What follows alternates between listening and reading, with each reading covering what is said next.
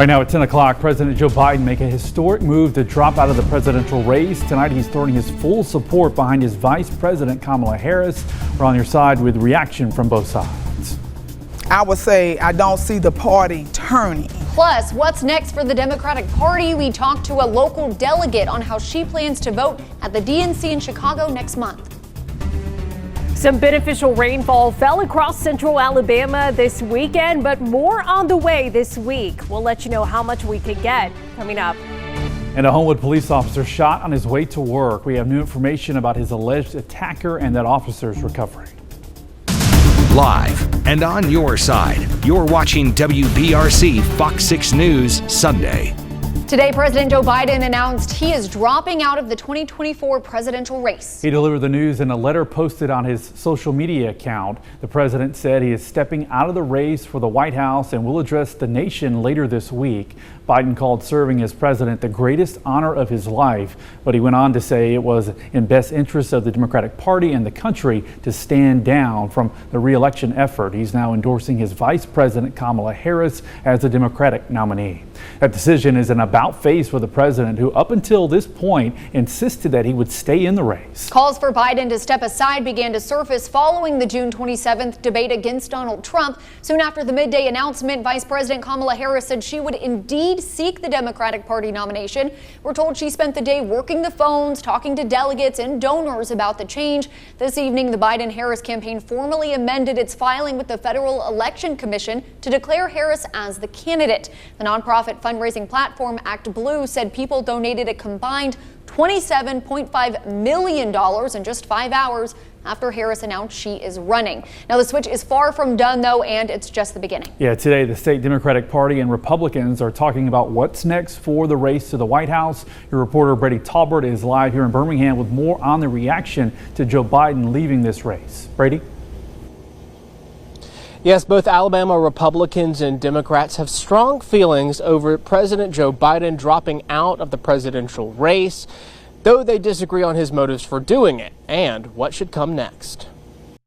It tells us a whole lot about his character and also his concern. And we all know that he actually hasn't dropped out for the good of the nation. I mean, he ultimately did it because he couldn't win. Republican Senator Katie Britt telling me Biden should step down, but now there's concern over who will take his place. I mean, you think about Kamala, she was named the border czar. Like, her actual job in this administration was to secure the border. She actually inherited the most secure border ever and then yet failed to do her job. Meanwhile, Randy Kelly, chair of the Alabama Democratic Party, believes the vice president will meet the moment and is ready to be commander-in-chief. I was one of her guests for Christmas, and in her home, there's pictures all around the wall of heads of state that she's met with.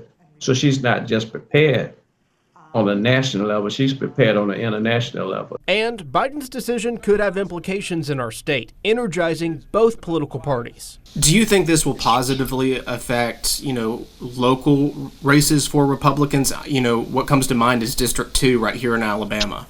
Yes, absolutely. So, I mean, there is an energy about the Republican Party right now. This is a way of re-energizing us. And I do think that she's going to have a lot of momentum. And I'm ready to get to work. Senator Britt goes on to say if the president can't run a successful campaign, he can't run this country. This more than 3 months out from the election. I'm in Birmingham. Brady Talbert, WBRC, Fox 6 News, on your side. Alabama Republican Senator Tommy Tuberville had similar sentiments today, saying, quote, if Joe Biden is unfit to run again, he is unfit to hold the nuclear codes. I join my colleagues in demanding that President Biden resign immediately, end quote.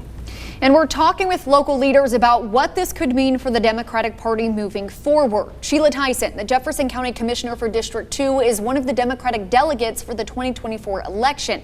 She said delegates across the nation hopped on a call this afternoon, but she can't share what happened in that meeting. When the news came out, Tyson said she was, quote, surprised but not surprised because there have been talks since the debate between Biden and Trump just a few weeks ago. She said she supports the president's decision to both drop out of the race and endorse Kamala Harris as the nominee. I stand fully behind President Biden. I stand 110% and 10% behind Kamala Harris. So go ahead and tell me why you think VP Harris could make a good president of the United States. Well, you know, she have served 4 years as vice president. She have the experience that we need. She have all the knowledge that we need in order to lead this ticket.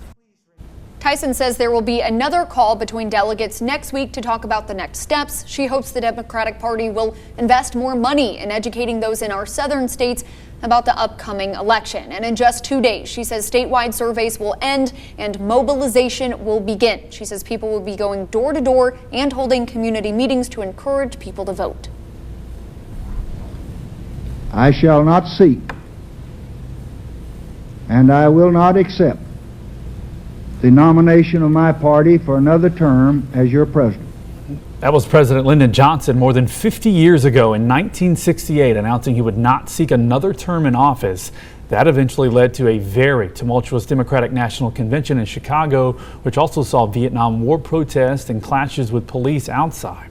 That same year, Robert F. Kennedy was assassinated, which also had an impact on the election cycle. According to John Decker, White House correspondent and senior national editor for Gray Television, Decker was on Local News Live earlier today talking about Biden's announcement.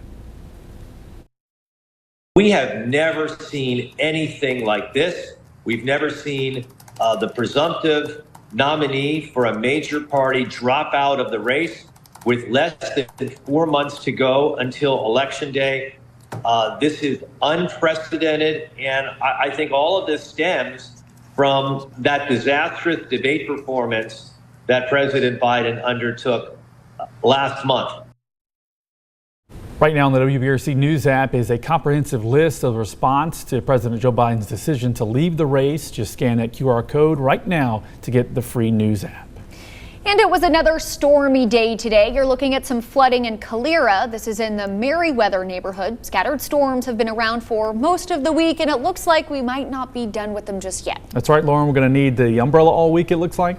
Yeah, you may not necessarily need the umbrella all day long because it's not going to be raining overhead where you are, Lauren and Josh, all day long, but you at least want to have it nearby. If you're like me, you always leave your umbrella at home, so make sure you put it in your car when you walk out the door to work in the morning. Looking at First Alert AccuTrack, though, hey, we've gotten some really beneficial rainfall over the past few days. You can see some of the heaviest rain actually fell over in Sumter County today, or almost up to 6 inches, and then we also got some heavier rainfall basically south and east of that I-2059 corridor, a good 3 to 5 inches of rain in some spots, whereas the rest of us still could use a little bit more, maybe 1 to 2 inches of rain. Some spots under the extreme drought across west central Alabama really need more rain. But the good news is we've got more on the way this week. What are we tracking? Well, that wet pattern persisting for the week ahead, and that's going to help with all of the rain and cloud cover to keep temperatures cooler than average. No complaints here, but of course we do have a first alert with any storms that develop. They can produce a lot of heavy rain,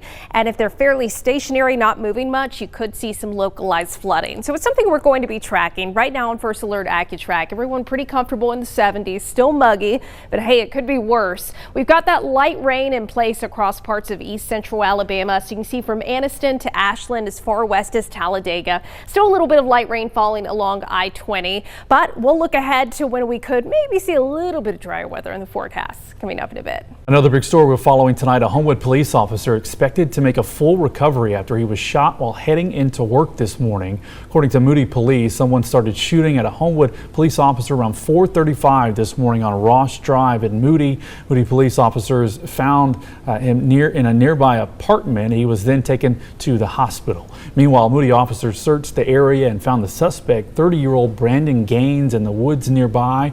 Gaines was carrying a rifle and refused to surrender. After 5 hours of crisis negotiations, Gaines, we're told, turned their gun on himself. Police say he died from that gunshot. Moody's police chief says he's sad things ended this way. We don't want officers to have to shoot anybody, and we don't want anybody to shoot at our officers. So they began talking with him and trying to build a rapport. That's kind of what you want to do, is try to build a relationship so you can get him to come in peacefully. Unfortunately, that wasn't the outcome today. Police also say the patrol car that officer was getting into now has bullet holes in it. And in Shelby County, the sheriff's office says one man is hurt after he was shot this afternoon. It happened on Show Run Trail that's right off Cahaba Valley Road. The sheriff's office says the man was shot in the torso during what's believed to be a domestic incident. He's recovering at the hospital tonight. So far, nobody has been charged. That massive IT outage that happened Friday still causing chaos at the airports. What airline is seeing the most delay? And the impact of those outages could last for weeks, even months. What experts say it will take to get back on track.